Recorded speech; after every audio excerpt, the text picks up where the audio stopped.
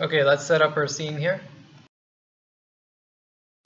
We're going to be making our floor and then 2 actors. These are just basic primitives for right now.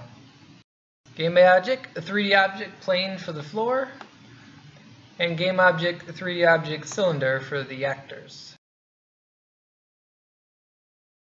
Align the actors and then 3D object cube to give it a face.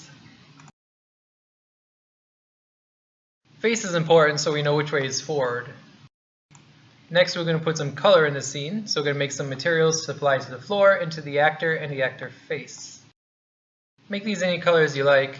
This is actually just for ease of viewing. After the materials are made, of course, now we're just going to apply them. So you just click and drag them over to the objects you want to give them to. Alright, now after the colors are applied, we're going to shrink the cube face here, maybe 0.5, 0.5, 0.5 in the scale. And then once that's all complete, we're going to be parenting the cube face to the cylinder actor. So you just do that in the hierarchy right there. Just make sure they're all one game object. The face is a child to the cylinder.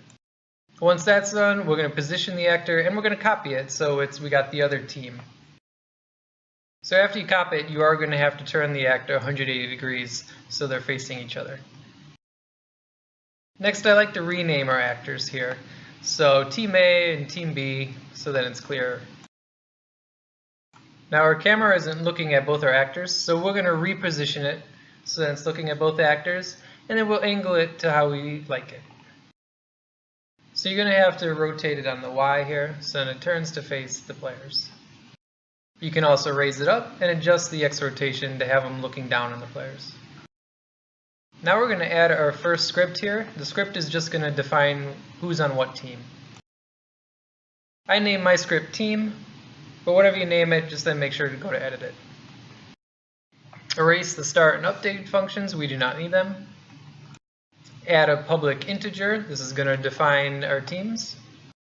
For example, we'll have one team that's labeled with 0, and then another team will have all the players that have the integer 1.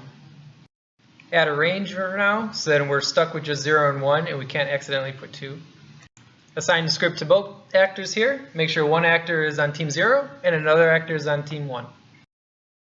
Now that we're all set up, we're ready to dive into the scripting and get this bad boy going.